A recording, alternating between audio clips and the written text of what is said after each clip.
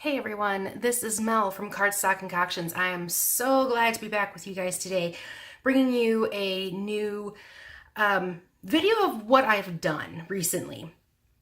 These are actually 3 projects that I completed, 3-4 months ago now. Okay, maybe not 4, but definitely 3 months ago. And I took a class at Photobella Inc. or from Photobella Inc.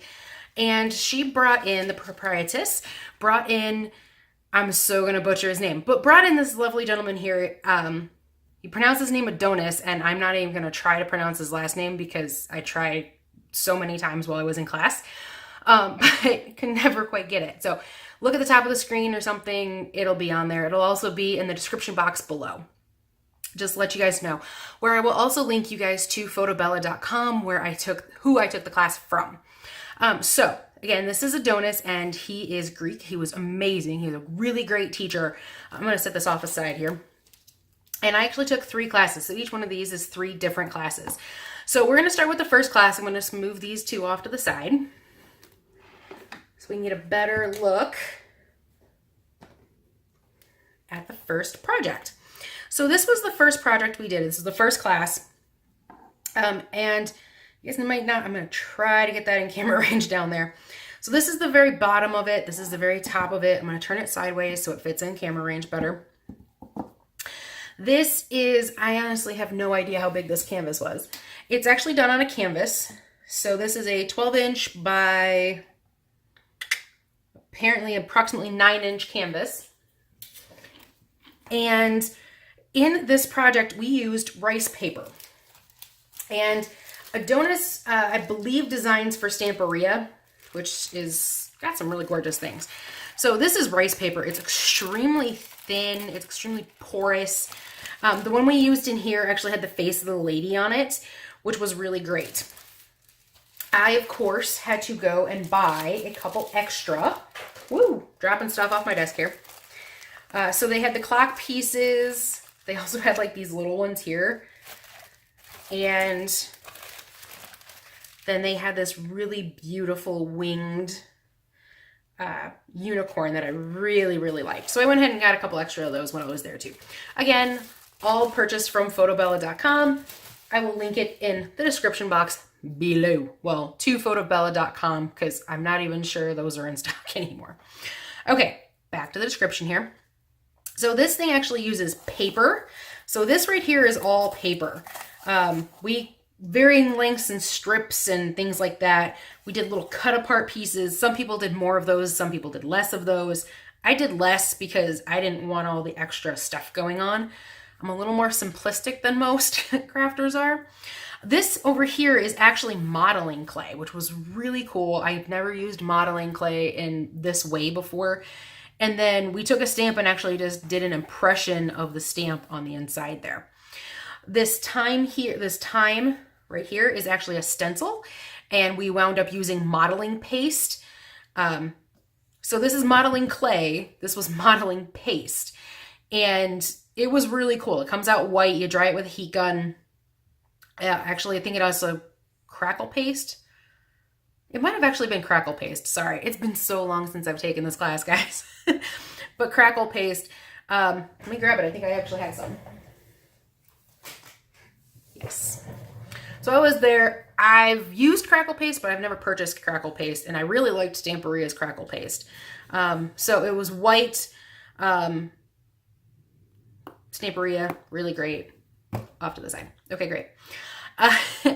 Then we also put some crackle paste around the edge of it as well and dried that. And then we actually took paint, so like acrylic paints, and rubbed it in. So like there's green, there's some red, there's a little bit of brown in here somewhere. I think there might be some brown around here. Like this was all the green. And you just kind of rub it in and then you wipe it off because it is acrylic paint and it can be wiped off. And then to end it, then you put a layer of the sealant on, which I think I have that as well. Nope, I only have the mixed media glue. There's a gloss that you put on the top of it. I believe mixed media glue does the same thing. So this is a mixed media glue. I believe it does the exact same thing. But you put a layer of that all over the top so it seals everything in. You got to be really, really careful to get the entire top half of your, wherever you're going to put oil paints, you need to seal your paper first. And then he literally took brown, dark brown oil paints with a brush. Let me grab my brush here. With a brush, and we just did this all over with the oil paint. He is a fan of oil paints. And then you wipe it off. Whatever's excess, you just wipe off the excess. So this turns a little brown and some of this stuff gets a little brown, but it doesn't absorb as quickly. Right here in mine, you can see I did not cover this quite as well as he thought I should have. I actually kind of like it. It makes it look a little more grungy, makes it look a little more in depth, I guess is the word I'm going to use.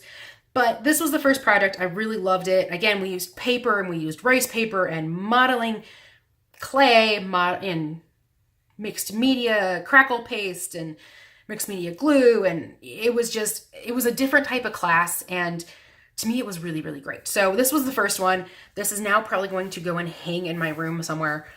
Not quite sure where yet. All right, so that was the first one that Antonis taught us. And the second class that we did was this, I believe this was actually the second one. Let's put it this way. This is the one we're going with. We painted a bottle. And what we did was you have to cover the whole entire bottle with like this base coat. And I forgot what it's by, but it's by Stamperia. You guys can find it on Google or Amazon or whatever.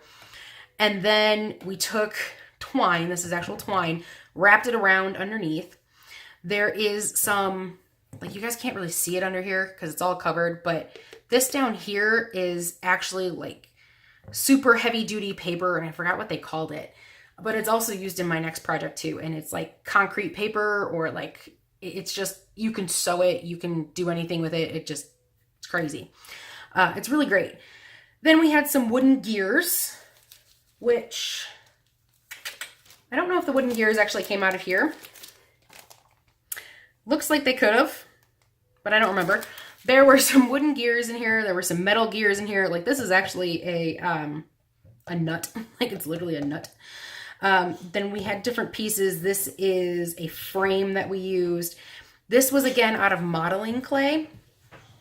And then all we did is we took alcohol-based inks and we squirted it all around.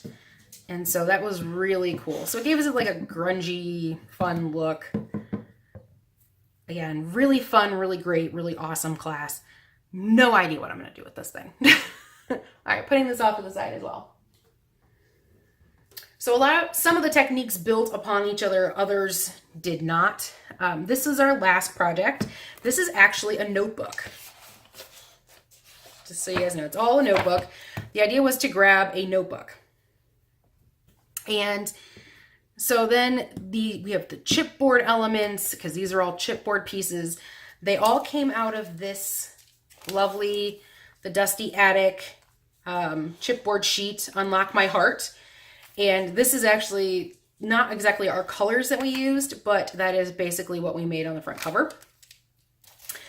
We used in, like, again, this background texture extra pieces here were cut up pieces of like that concrete paper, I think is what it's called. If I can figure it out, I'll pop it on the screen and or description box below. Again, we used acrylic paints and chalk paints. I think some of these were actually chalk paints in here as well.